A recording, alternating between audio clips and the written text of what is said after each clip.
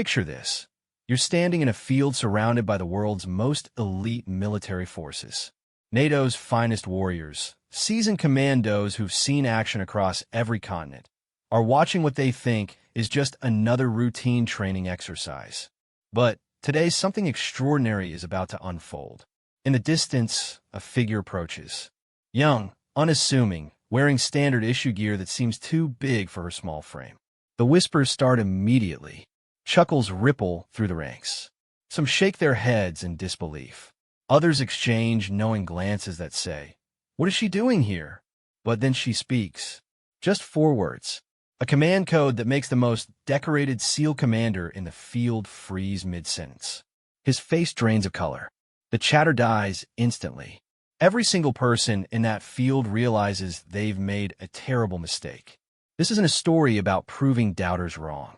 This isn't about breaking barriers or shattering glass ceilings.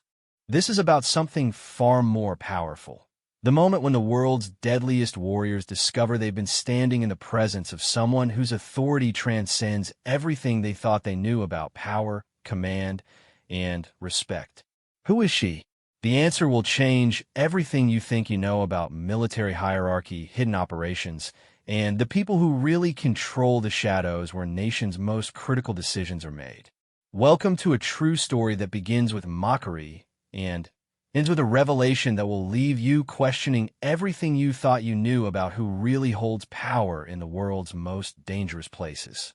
The morning mist hung low over the training grounds at NATO's Joint Military Exercise Facility in Hohenfels, Germany. Commander Marcus Ghost Sullivan adjusted his tactical vest and surveyed the assembled forces before him. 23 years of service had taught him to read a situation quickly, and today's multinational training exercise promised to be routine but valuable. Representatives from 12 allied nations stood in formation across the muddy field. British SAS operators chatted quietly with German KSK commandos. French Foreign Legion veterans shared cigarettes with Italian Special Forces. Polish GROM soldiers checked their equipment alongside Norwegian FSK troops. The autumn air carried the familiar scent of diesel fuel, gun oil, and determination. Sullivan had seen it all. 3 tours in Afghanistan, 2 in Iraq, countless classified operations that would never see the light of day. His chest bore the quiet weight of medals earned in places whose names couldn't be spoken aloud. At 42, he commanded respect from warriors who had earned their stripes in the world's most dangerous corners. Gentlemen, Sullivan's voice cut through the morning chatter. Today's scenario involves urban warfare tactics in a contested environment. We'll be testing new communication protocols and joint operation procedures. His weathered face showed the kind of authority that comes from leading men through hell and bringing them home alive. The exercise parameters were straightforward.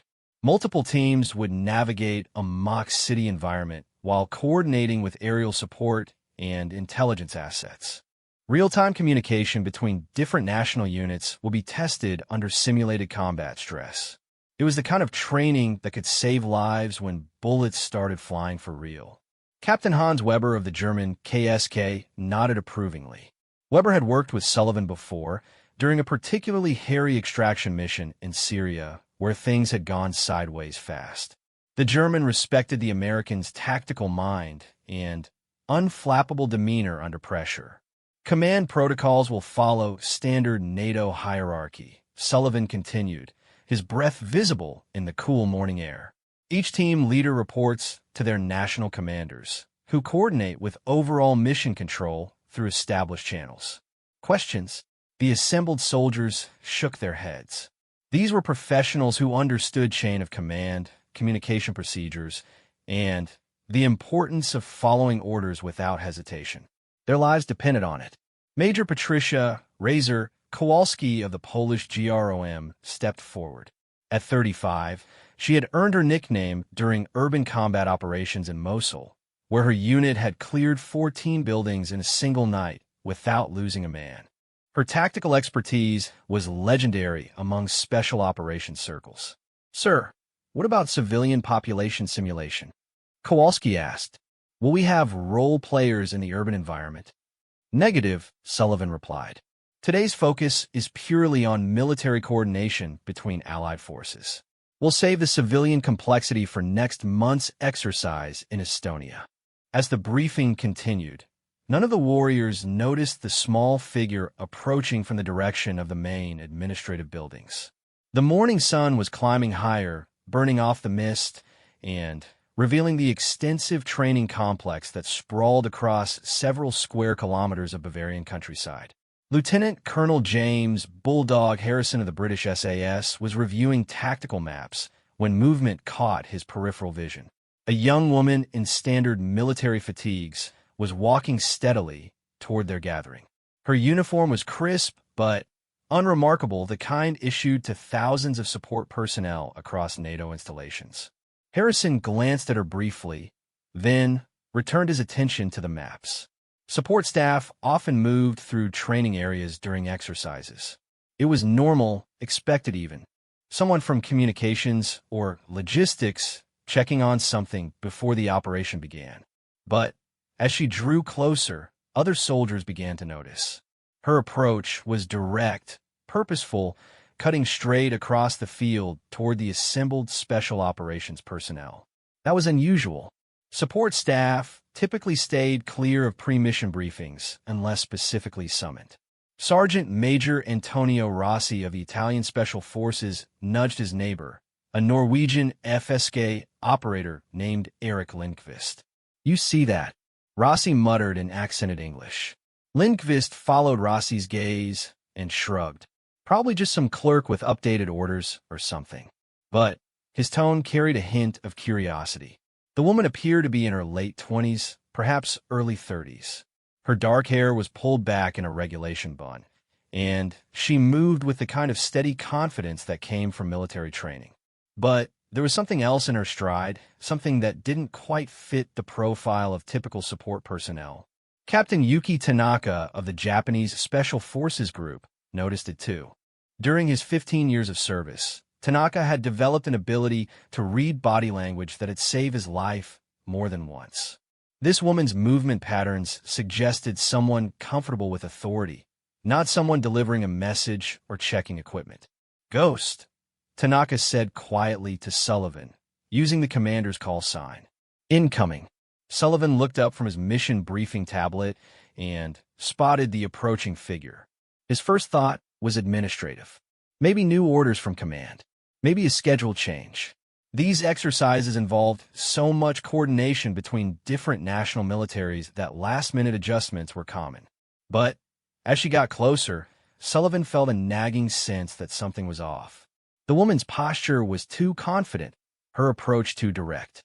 Support personnel typically exhibited more deference around special operations commanders, especially during formal briefings. The assembled warriors were starting to pay attention now. Conversations died down as more soldiers noticed the approaching figure. There was something magnetic about watching someone walk with such purpose toward a group of the world's most dangerous military professionals. Corporal Ahmed Hassan of the French Foreign Legion whispered to his squad mate, "She's either very brave or very stupid." His companion, Corporal Jean-Baptiste Moreau, chuckled softly. "Or she has no idea who she's walking toward." The laughter was good-natured, but carried an undercurrent of military arrogance that was perhaps inevitable when elite warriors gathered together. These men had earned their places through years of brutal training and real-world combat. They had faced down enemies who would stop at nothing to kill them. The idea of some young support staffer walking boldly into their midst struck many of them as amusing. Captain Michael Reaper O'Brien of the Irish Army Ranger Wing grinned and shook his head. €20, says she asked for directions to the mess hall. Several soldiers chuckled at that. It wouldn't be the first time someone had gotten turned around on the massive training complex. The facility was designed to simulate various combat environments and could be confusing for newcomers. But Lieutenant Colonel Harrison, studying the woman more carefully now, noticed something that made him frown. Her uniform bore no visible rank insignia, which was unusual. NATO protocols required clear identification during joint exercises. Even civilian contractors wore appropriate badges and credentials. Sullivan, Harrison said quietly, something's not right here. Before Sullivan could respond, the woman was within speaking distance. She stopped approximately 10 meters away from the gathered commanders, close enough to be heard clearly, but far enough to maintain appropriate military spacing. What happened next would be burned into the memory of every person present for the rest of their lives. The woman's voice cut through the morning air with crystal clarity. No hesitação, no deferência, no uncertainty. Just 4 words delivered with the kind of authority that could not be questioned. Authorization Omega 77. The effect was instantaneous and devastating. Commander Sullivan's face went from calm professionalism to shocked recognition faster than any of his men had ever seen. The tactical briefing tablet slipped from his suddenly nerveless fingers and hit the ground with a dull thud.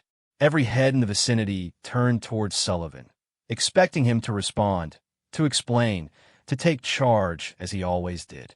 Instead, they watched their unflappable commander struggle to find his voice. Sullivan started, then stopped.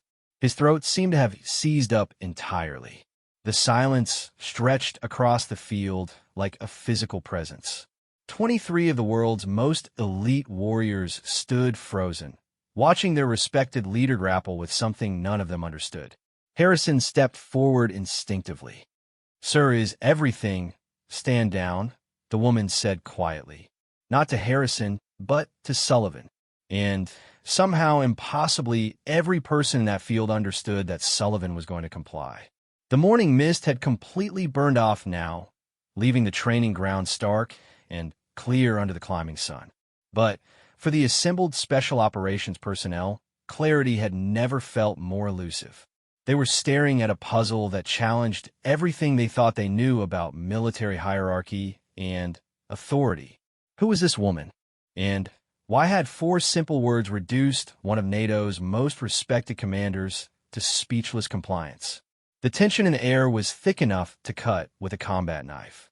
23 elite warriors stood frozen in place, their minds racing to process what they had just witnessed. Commander Sullivan, the man who had led them through countless dangerous missions, remained silent and pale, staring at the woman as if she were a ghost from his past. Captain Weber was the first to break the spell. His German efficiency demanded answers, and the uncertainty was making him uncomfortable. "Commander Sullivan, do you know this woman?" Sullivan opened his mouth, closed it, then tried again. When he finally spoke, his voice was barely above a whisper. He swallowed hard and started over. "She's exactly who she says she is." That non-answer only deepened the confusion. Major Kowalski stepped closer to Sullivan, her tactical instincts on high alert. In her experience, when commanders started acting strangely, it usually meant danger was approaching fast. "Sir, with respect, that doesn't tell us anything," Kowalski said firmly. "Who is she? What's Omega 77? The woman had remained motionless during this exchange, watching Sullivan with patient eyes. There was no smugness in her expression, no satisfaction at having caused such a dramatic reaction. If anything, she seemed slightly sympathetic to Sullivan's obvious distress. "Commander," she said gently, "may I suggest we continue this conversation in private? Your men deserve an explanation, but perhaps not here." Lieutenant Colonel Harrison felt his protective instincts kick in. Sullivan was clearly struggling, and as the senior British representative, Harrison felt obligated to step up. "Now wait just a minute. I don't know who you think you are, but you can't just walk into a NATO exercise and start giving orders." The woman turned her attention to Harrison, and he felt the full weight of her gaze. There was something unsettling about her eyes, a depth that suggested she had seen things that would break most people. When she spoke, her voice carried a quiet authority that made Harrison's objections die in his throat. "Colonel Harrison, isn't it? I've read your file. Excellent work in Helmand Province, particularly during Operation Herrick. Your night raid tactics saved at least 40 civilian lives during the siege of Musakala." Harrison blinked in surprise. His operations in Afghanistan were classified at the highest levels. Even within NATO circles, the specific details of his missions were known only to a select few. How did this woman know about Musakala? Sullivan finally found his voice again. She's right. We need to talk privately. He looked around at his assembled men, all of whom were staring at him with mixtures of confusion and concern. Stand down for 15 minutes. Maintain radio silence. Sergeant Major Rossi shook his head. Ghost, this doesn't feel right. Unknown person shows up, gives you some code word, and suddenly, we're taking orders from her? This could be a security breach. It's not a breach, Sullivan said firmly. Trust me on this. Give me 15 minutes, and I'll explain everything I can. Captain Tanaka studied the woman more carefully. His training in intelligence gathering had taught him to observe details that others might miss. Her uniform was standard issue, but it was newer than typical field gear. Her boots showed minimal wear, suggesting she wasn't regularly assigned to field operations. Most interesting, she wore no visible identification beyond standard NATO tags, which was highly irregular for anyone with authority to disrupt military exercises. What's your name? Tanaka asked directly. The woman smiled slightly. You can call me Sarah. For now, that's sufficient. Sarah wasn't exactly forthcoming with information, but there was something about her demeanor that prevented the assembled soldiers from pushing harder. She radiated the kind of calm confidence that typically came from holding genuine authority, not from bluffing or pretending. Corporal Hassan whispered to his French Foreign Legion companion, I've seen that look before. High-ranking intelligence officers get that same expression, like they know secrets that could start wars. Sullivan was starting to regain his composure, though his hands still shook slightly as he picked up his drop tablet. Everyone maintained positions. This exercise is temporarily suspended pending clarification of mission parameters. The excuse sounded weak even to Sullivan's ears, but it was the best he could manage under the circumstances. The truth was far too complicated to explain in a field full of international special operations personnel. Captain O'Brien from the Irish Rangers stepped forward. Ghost, we've served together for 3 years. I've never seen you rattled like this. Weren't you telling us? Sullivan looked at O'Brien, then at Sarah, then back at his assembled men. The weight of leadership had never felt heavier. These warriors trusted him completely, had followed him into some of the most dangerous situations imaginable.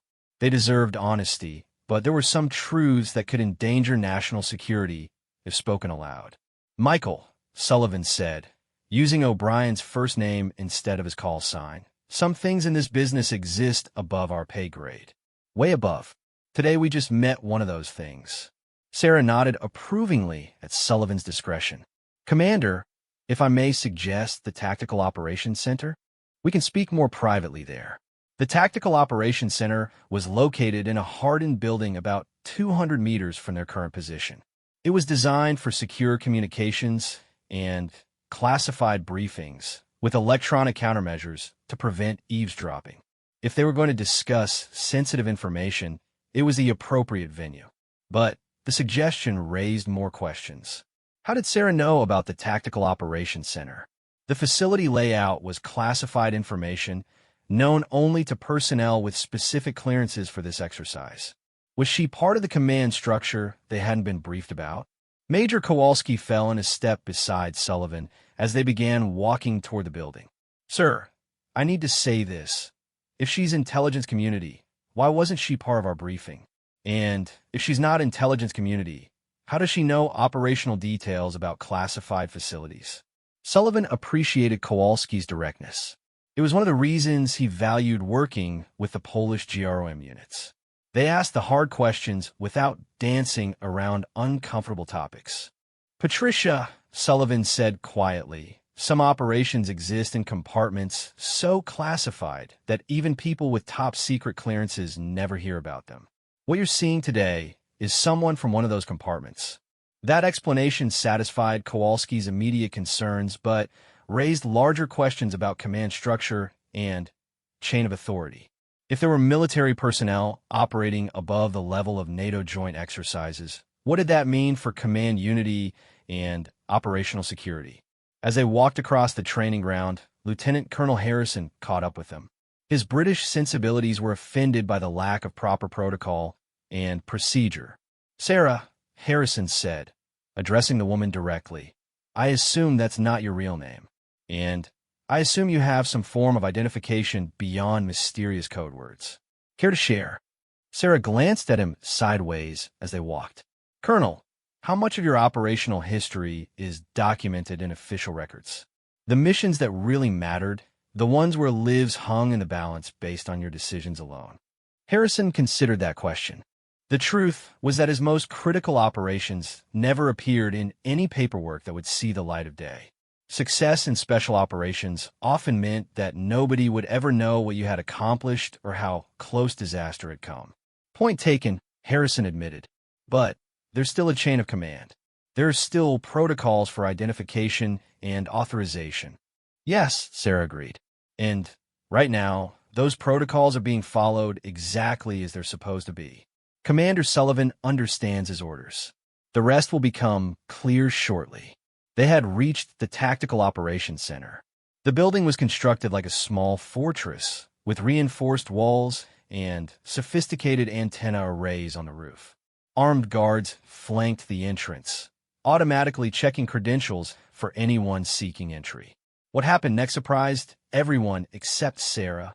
When the guards saw her approaching, they snapped to attention and stepped aside without requesting identification. One of them, a German sergeant with 15 years of service, actually saluted. Sullivan noticed the guard's reaction and felt another piece of the puzzle click into place. Sarah wasn't just some intelligence analyst with a high clearance level. She was someone the security personnel had been specifically briefed to recognize and accommodate.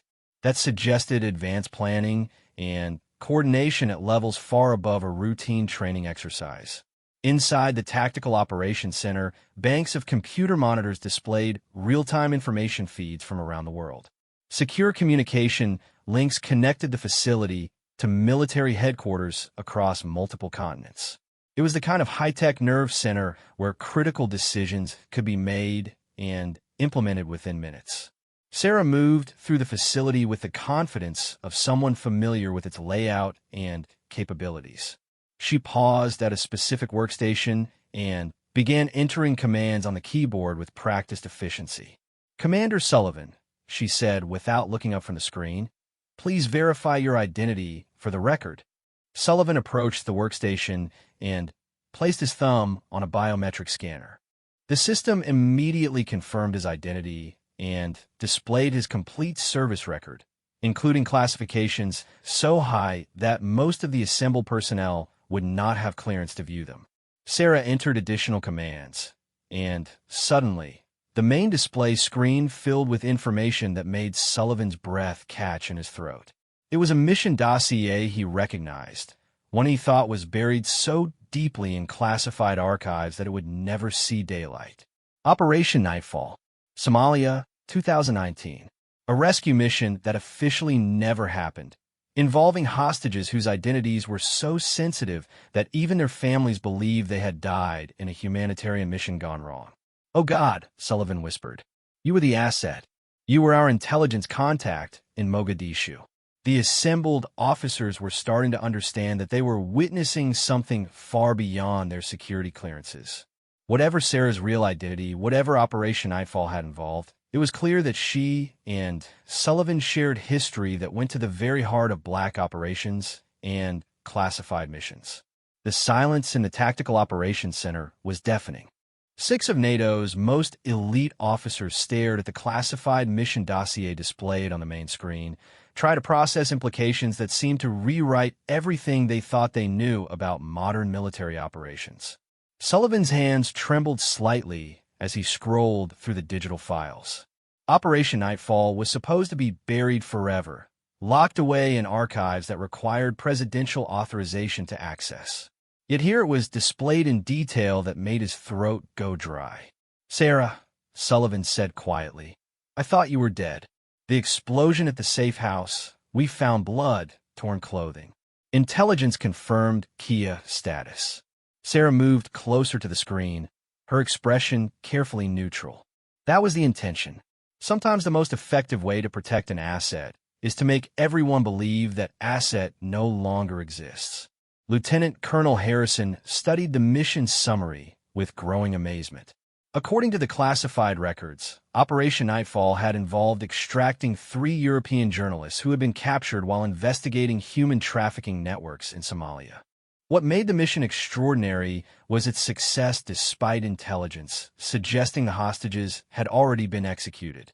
"Hold on," Harrison said slowly. "This says the rescue was successful, but I remember the news reports from 2019. Those journalists died in a vehicle explosion. There were memorial services, families grieving on international television." Sarah nodded. The families were briefed privately after the memorial services.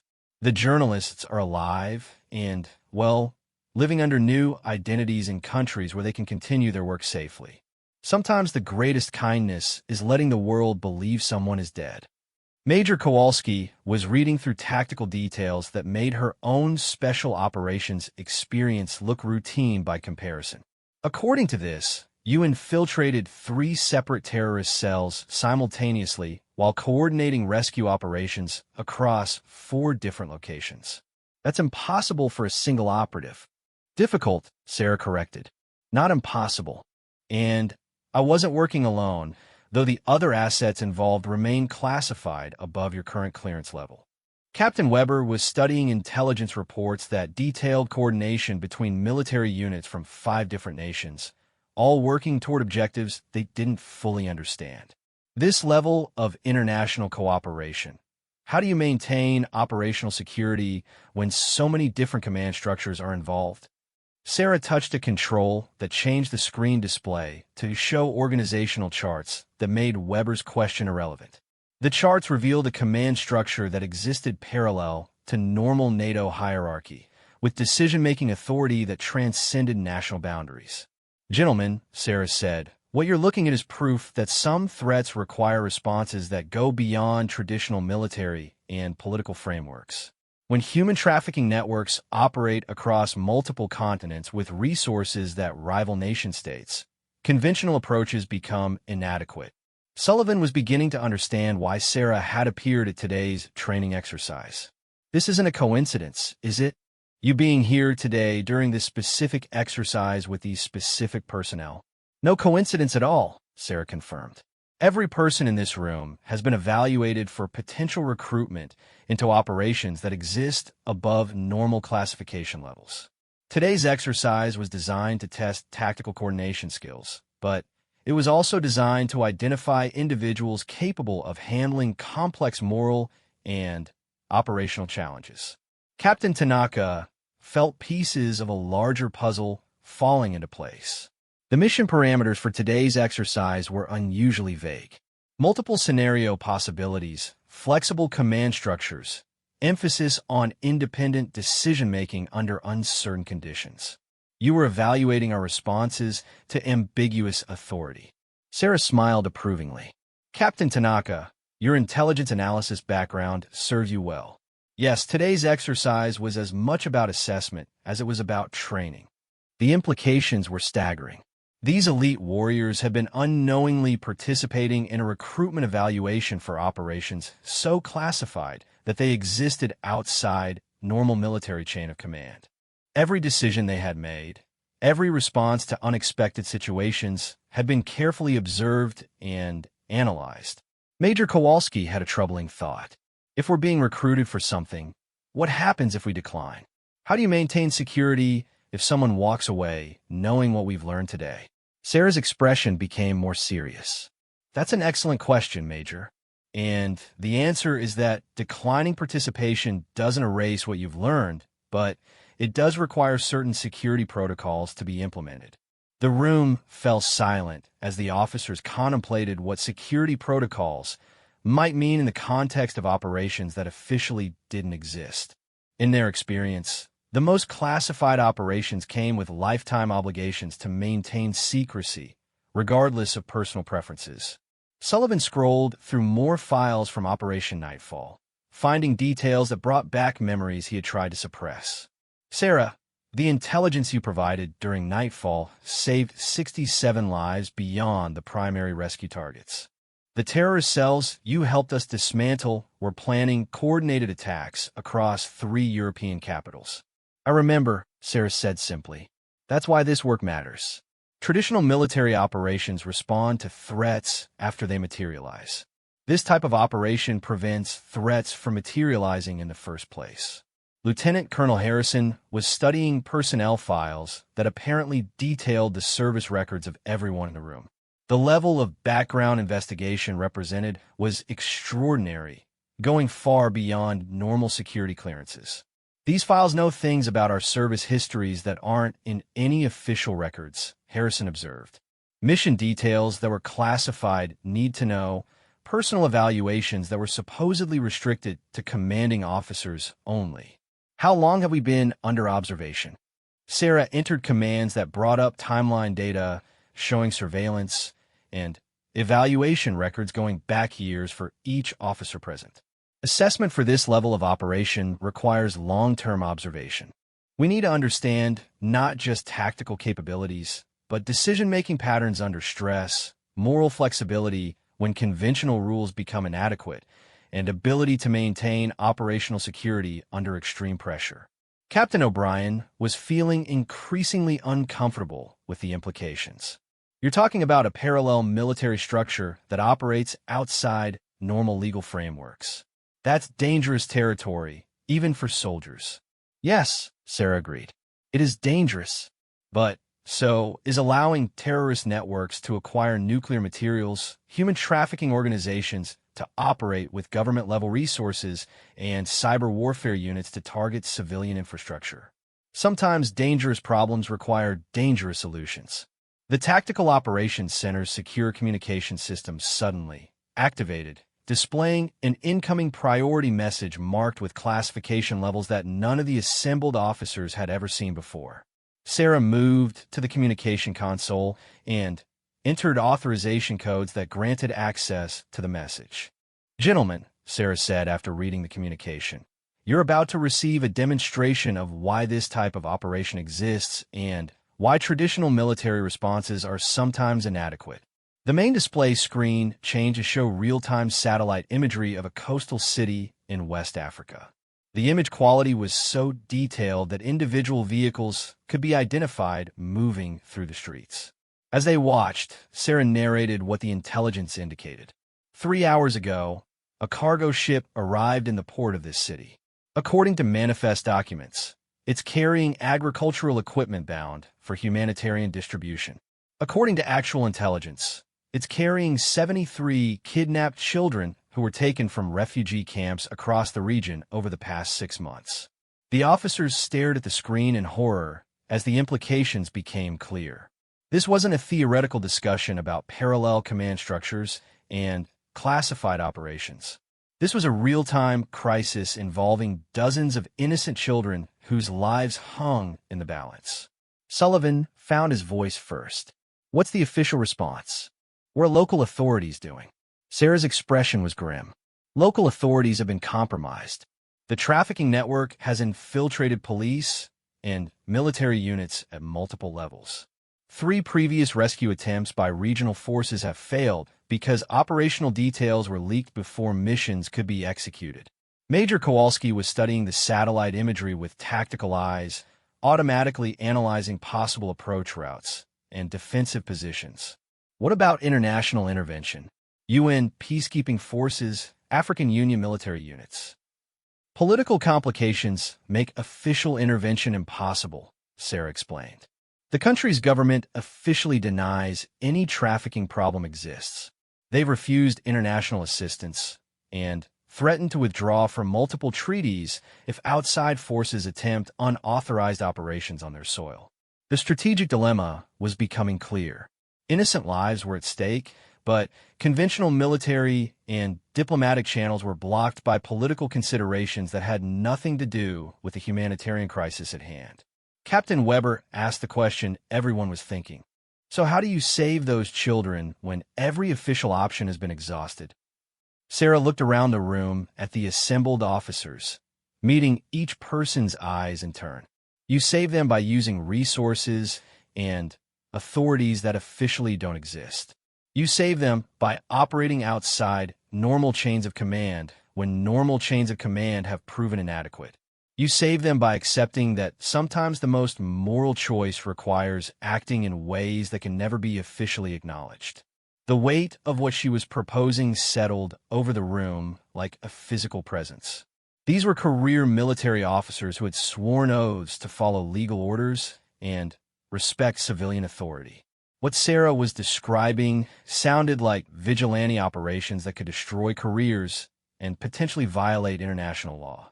But the satellite imagery continued to show the cargo ship in the harbor, and everyone in the room knew that 73 children were running out of time, while politicians and diplomats argued about jurisdiction and proper procedures. The Tactical Operations Center felt like a pressure cooker as 6 elite officers grappled with the moral and professional implications of what Sarah was proposing. The satellite feed continued to show the cargo ship in the West African harbor, and everyone in the room understood that time was running out for the children trapped aboard. Sullivan broke the silence first. Sarah, what exactly are you asking us to do? Are we talking about an unauthorized military operation in a sovereign nation? Sarah moved to a different workstation and began pulling up additional intelligence data. I'm asking you to consider participating in an operation that will save 73 innocent lives. Whether that operation is authorized depends entirely on your perspective regarding legitimate authority. The distinction was crucial but problematic. Traditional military law recognized only official government authorization for military actions. What Sarah seemed to be describing operated under different rules entirely. Lieutenant Colonel Harrison studied the intelligence data with growing concern. These files show trafficking network connections to government officials in 6 different countries. If the corruption is this extensive, normal diplomatic channels aren't just slow, they're actively compromised. Exactly, Sarah confirmed. The trafficking organization has resources that rival small nations. They've purchased protection from officials who are supposed to be fighting them. In some cases, government personnel are directly involved in kidnapping operations. Major Kowalski was analyzing tactical challenges presented by the harbor facility. Even if we accepted the moral justification, the operational difficulties are enormous. Unknown facility layout, hostile local authorities, potential government military response to unauthorized foreign operations. The risk factors are off the charts. Sarah touched controls that brought up detailed facility blueprints and security assessments. The operational planning has been in development for 6 weeks. Every security measure has been analyzed. Every potential complication has contingency plans. This isn't a desperate improvisation. Captain Tanaka studied the planning documents with professional appreciation. This level of intelligence gathering and operational preparation, it represents resources that go far beyond what any single military unit could access. You're talking about multinational intelligence cooperation that bypasses official channels. That's correct, Sarah said. The network we're part of includes assets from intelligence services, military special operations, and civilian organizations across multiple continents. When official channels fail, alternative channels become necessary. The concept was both impressive and deeply troubling. It suggested a shadow network operating parallel to legitimate government structures, with capabilities that might exceed those of many official military organizations. Captain Weber had been quietly reviewing personnel assessments displayed on his workstation. According to these files, everyone in this room has been selected because our psychological profiles indicate we prioritize mission success and civilian protection over strict adherence to bureaucratic procedures. That's partially correct, Sarah acknowledged. But you were also selected because your service records demonstrate the ability to maintain operational security under extreme pressure. This type of work requires people who can live with secrets that can never be shared. Sergeant Major Rossi had been largely silent during the briefing, but now he spoke up with the directness that came from 20 years of combat experience. Ma'am, with all due respect, what you're describing sounds like mercenary work. High-minded mercenary work, but still operating outside legal frameworks that exist for good reasons. Sarah nodded thoughtfully. Sergeant Major, that's a fair assessment. The question is whether legal frameworks that allow children to be trafficked while politicians argue about jurisdiction are serving their intended purpose. It was a devastating point that cut to the heart of the moral dilemma. Every person in the room had sworn oaths to protect innocent life, but they were also bound by legal and military structures that sometimes prevented effective action. Captain O'Brien was studying mission timeline data that showed how quickly the operation would need to proceed. If this is going to happen, it has to happen tonight. Intelligence indicates the ship will depart tomorrow morning, destination unknown. That's correct, Sarah confirmed, which is why this briefing is happening now and why decisions need to be made immediately. The pressure was intense. These officers were being asked to make career-defining choices based on incomplete information and moral calculations that had no clear answers. Traditional military decision-making processes allowed for consultation with higher authorities and careful consideration of options. This situation offered neither luxury. Sullivan found himself thinking about the children aboard that ship, imagining his own daughter in their situation. Sarah, if we participate in this operation, what happens afterward? How do we return to normal military service, knowing what we've done? Sarah's expression became more sympathetic.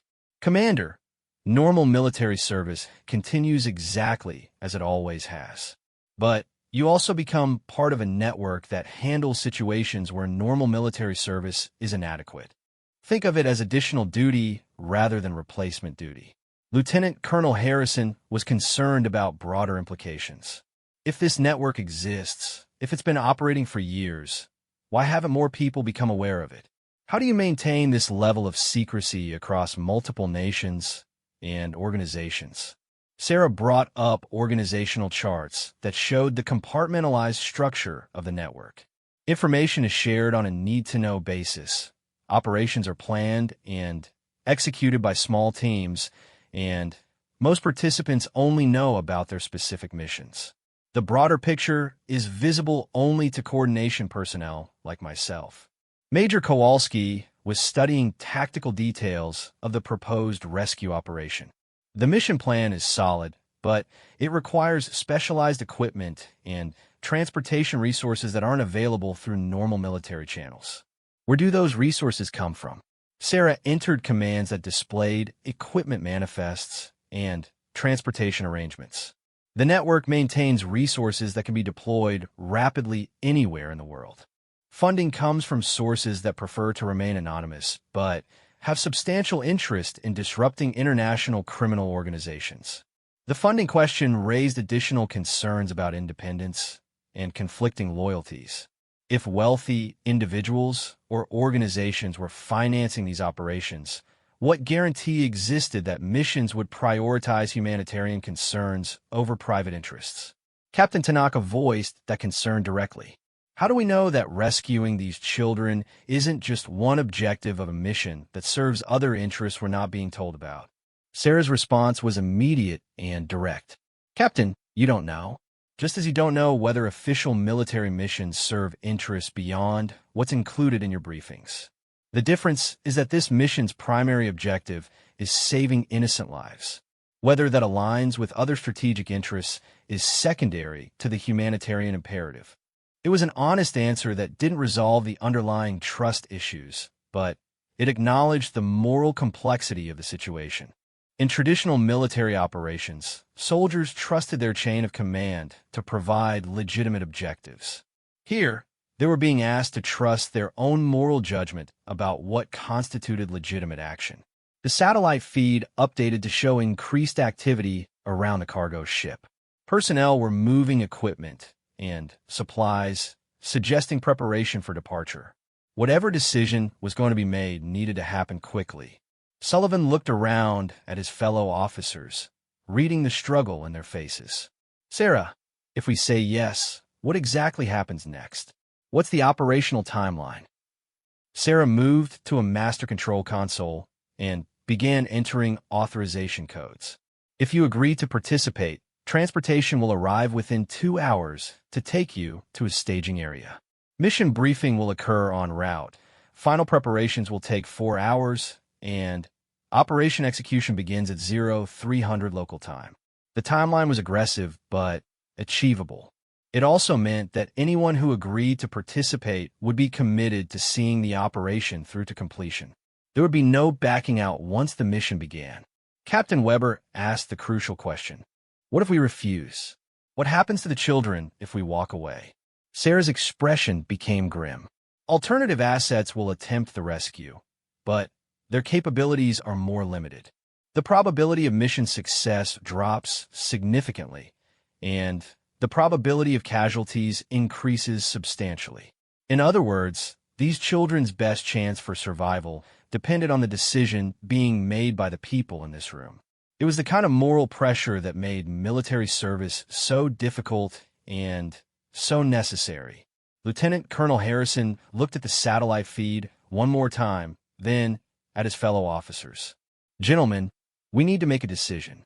Those children are running out of time. The weight of command had never felt heavier for any of them. They were being asked to risk their careers, their freedom, and potentially their lives for people they had never met, in service of an organization they barely understood. But they were also being asked to live up to the oaths they had taken to protect innocent life, regardless of political complications. The silence in the tactical operations center stretched for what felt like an eternity. 6 of NATO's most experienced special operations officers faced a decision that would define not only their military careers, but their fundamental understanding of duty, honor, and moral courage. Commander Sullivan was the first to speak, his voice steady despite the magnitude of what he was about to say. Sarah, before we make this decision, I need to know something. After Operation Nightfall, after you supposedly died, how many other operations like this have you been part of? Sarah met his gaze directly. 47 operations across 6 continents over the past 4 years. We've rescued over 800 people from situations where official channels were inadequate or compromised. Human trafficking victims, political prisoners, journalists investigating corruption, aid workers captured by terrorist organizations. The numbers were staggering. If accurate, they represented a humanitarian impact that dwarfed most official military operations during the same period. They also suggested a network with capabilities that challenged assumptions about who really had the power to effect change in the world's most dangerous situations. Lieutenant Colonel Harrison was processing the implications of operating outside traditional command structures. What about accountability? In official military operations, there are courts-martial, international oversight, rules of engagement. How do you ensure these operations maintain ethical standards? The same way ethical standards are maintained in any military operation, Sarah replied. Through careful selection of personnel, comprehensive planning, and post-operation evaluation. The difference is that our accountability is to the mission objective rather than to bureaucratic procedures that sometimes conflict with mission success. Major Kowalski had been studying the personnel files displayed on her workstation. These psychological assessments, they're incredibly detailed. You know things about our decision-making processes that go beyond normal military evaluations. How long have we been under observation for this recruitment? Sarah entered commands that brought up observation timelines. Assessment for Major Kowalski began 18 months ago during your operation in Baghdad. Captain O'Brien was first evaluated during his deployment in Mali 2 years ago. Everyone in this room has been monitored during multiple operations to establish behavior patterns under stress. The revelation that they had been unknowingly evaluated for years was unsettling, but it also suggested the kind of thoroughness that characterized professional military operations. If anything, it indicated that this network took personnel selection more seriously than many official organizations. Captain Tanaka was concerned about the broader implications of parallel command structures. If this network exists, if it has the capabilities you've described, what prevents it from developing its own agenda that conflicts with legitimate government interests? Sarah's response was immediate and firm. Captain, legitimate government interests include protecting innocent life and preventing international criminal organizations from operating with impunity. When official government responses fail to serve those interests, alternative responses become not just justified, but necessary. It was a principled answer, but it didn't address the fundamental question of who determined when official responses had failed or what constituted appropriate alternative action. The officers were being asked to trust their own moral judgment in situations where that judgment could have international consequences. Captain Weber had been quietly reviewing tactical plans for the rescue operation. The mission profile is solid. Small team insertion, rapid extraction, minimal collateral damage potential. If we're going to do this, the operational framework is sound. Sergeant Major Rossi nodded agreement. The tactical elements check out. My concern isn't the mission itself. It's the precedent we'd be setting. Once you start operating outside official channels, where do you draw the lines? Sarah brought up a world map displaying locations where the network had conducted operations. Sergeant Major, the lines are drawn by the same principles that guide any ethical military action: protection of innocent life, prevention of grave harm, and proportional response to genuine threats. The difference is that we don't wait for political authorization when children are being trafficked or civilians are being murdered. The satellite feed updated again, showing increased security activity around the cargo ship. Armed personnel were now visible on deck, and additional vehicles had arrived at the harbor facility. Whatever window existed for rescue operations was closing rapidly. Sullivan made his decision first. Sarah, I'm in. Those children need help, and official channels have failed them. If we have the capability to save them, we have the responsibility to try. The commitment in his voice was absolute. Whatever doubts Sullivan had about operating outside traditional command structures, they were outweighed by his conviction that protecting innocent life took precedence over bureaucratic procedures. Lieutenant Colonel Harrison was next. I've spent my career following orders and trusting the chain of command. But I've also seen too many situations where good people suffered because proper authority moved too slowly or not at all. If this is about saving children, count me in. Major Kowalski looked at the tactical plans one more time, then nodded. I joined special operations to make a difference in situations where conventional forces couldn't operate effectively. This qualifies. I'm with you. Captain Tanaka's decision came after careful consideration. The intelligence picture is clear, the operational planning is thorough, and the moral justification is sound. Yes, I'll participate. Captain Weber's German precision led to a methodical evaluation. Risk assessment is acceptable, mission parameters are well-defined, and the humanitarian objective is unquestionable. I agree to participate. Captain O'Brien was the last to decide, his Irish sensibilities weighing the implications of operating outside legal frameworks. I don't like the precedent, but I like the alternative even less. Those children deserve better than political inaction. I'm in. Sarah entered authorization codes that activated communication systems connecting them to the broader network. Gentlemen, welcome to an organization that officially doesn't exist, but has been protecting innocent life for over a decade. Your first mission begins now. The main display screen changed to show real-time intelligence updates from assets already positioned around the target harbor. The level of coordination was impressive, with surveillance teams, transportation resources, and medical support personnel already in position. Transportation will arrive in 90 minutes to take you to the staging area, Sarah continued. Mission briefing will occur en route, and you'll be equipped with specialized gear that's not available through normal military channels. Questions? Sullivan had one immediate concern. What about our official duties? We're supposed to be conducting a NATO training exercise. Sarah smiled slightly. Commander, the training exercise will continue as scheduled. Your temporary absence will be explained as participation in a classified evaluation exercise requiring immediate deployment. Your commands will be maintained by deputy personnel already briefed for this contingency. The level of advanced planning was remarkable. Every potential complication had been anticipated and addressed, suggesting organizational capabilities that rivaled major intelligence services. These officers were joining something far more sophisticated than a simple rescue operation. Lieutenant Colonel Harrison had a practical question. After this mission, what's our relationship with the network? Are we expected to participate in future operations? Participation in future operations is entirely voluntary, Sarah explained. Some personnel choose to remain in traditional military roles while serving as occasional consultants. Others transition to full-time network operations. The choice is yours based on your experience and preferences.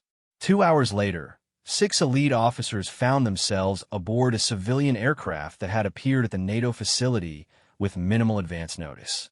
The plane's interior was configured for mission briefing, with secure communication equipment and tactical planning capabilities that exceeded anything they had seen in official military aircraft. As the aircraft climbed toward cruising altitude, Sarah began the detailed mission briefing. Intelligence updates showed that 71 of the 73 children were confirmed alive and being held in cargo containers that had been modified with basic life support systems. The rescue timeline had been compressed due to accelerated departure preparations. The mission window is now 4 hours, Sarah explained. Harbor security has been penetrated by assets who will provide access routes and real-time intelligence. Medical personnel are standing by to treat traumatized children, and psychological support teams are prepared for immediate intervention. Major Kowalski reviewed tactical assignments displayed on a briefing tablet. Small team insertions at multiple points, synchronized timing, overwhelming speed, and surprise. It's textbook hostage rescue adapted for complex terrain and unknown hostage locations. The mission briefing continued for 3 hours as the aircraft flew toward the target area. By the time they began final approach preparations, 6 NATO officers had been transformed into something entirely different, operators in a network that transcended national boundaries and traditional command structures. As they prepared to disembark, Sullivan realized that Sarah had been right about one thing. This wasn't just about rescuing 73 children, though that remained the primary objective. It was about accepting that some problems required solutions that existed outside conventional frameworks. The aircraft touched down at a remote airstrip where vehicles waited to transport them to the harbor. In 12 hours, they would either have successfully rescued dozens of innocent children or they would have failed in an operation that could never be officially acknowledged. But as they prepared for the most important mission of their careers, each officer understood that they had already made the choice that would define them. They had chosen to act when action was needed, regardless of the personal and professional costs involved. Sometimes the most important battles were fought by people whose names would never appear in history books, in places that officially didn't exist, for reasons that could never be fully explained. Tonight, 6 elite warriors would learn what it meant to be part of something larger than any single military organization. A network dedicated to protecting innocent life when no one else could or would act. The mission was about to begin, but the real transformation had already occurred. They were no longer just NATO officers following orders. They were guardians operating at the intersection of moral courage and military capability, where the only authority that mattered was the imperative to save innocent lives. In the distance, 73 children waited for rescue that would come from people who had chosen to act when the world's official protectors had failed them. It was the kind of mission that justified everything they had sacrificed to be here.